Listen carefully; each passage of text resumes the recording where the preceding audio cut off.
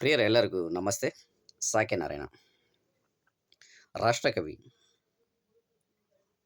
ಕನ್ನಡ ನಾಡಿನಲ್ಲಿ ಅಗ್ರಮಾನ್ಯ ಕವಿ, ಜ್ಞಾನಪೀಠ ಪ್ರಶಸ್ತಿಯನ್ನು ಪಡೆದಿರುವಂತಹ ಕುಪ್ಪಹಳ್ಳಿ ವೆಂಕಟಪ್ಪನ ಮಗ ಪುಟ್ಟಪ್ಪ ಕುವೆಂಪು ಅವರ ಹುಟ್ಟುಹಬ್ಬದ ಶುಭಾಶಯಗಳು. ಕುವೆಂಪು ಅವರು ಡಿಸೆಂಬರ್ 29, 1904 ಜನನವಾಗ್ತಾರೆ.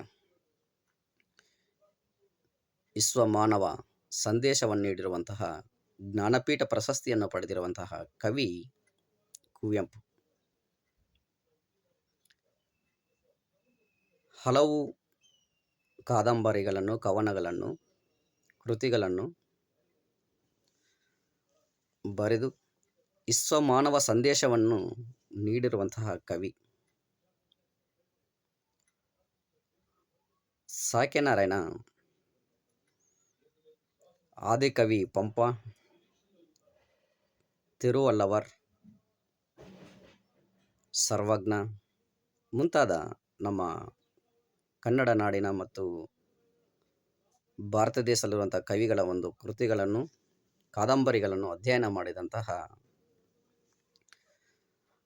ಮಾಡಿ ಕಲಿತಾ ಇರುವಂತಹ ವಿದ್ಯಾರ್ಥಿ. ಕುವೆಂಪು ಅವರು ನುಡಿದಿರುವಂತಹ ಅಮೂಲ್ಯವಾದ ಒಂದು ಮಾತನ್ನು ಇವತ್ತು ನಿಮ್ಮ ಮುಂದೆ ನಾನು ಇಡ್ತಾ ಇದ್ದೀನಿ.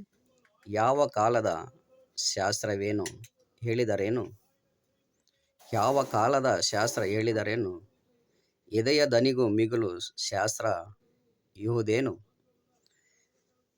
ಎದೆಯ ದನಿಗೂ ಮಿಗುಲು ಶಾಸ್ತ್ರ ಇಹುದೇನು, ಎದೆಯಲ್ಲಿರುವಂಥ ನೋವು ಮತ್ತು ಸಂಕಟ ಅದಕ್ಕೆ ಮಿಗಿಲಾದ ಶಾಸ್ತ್ರ ಯಾವುದುಂಟು.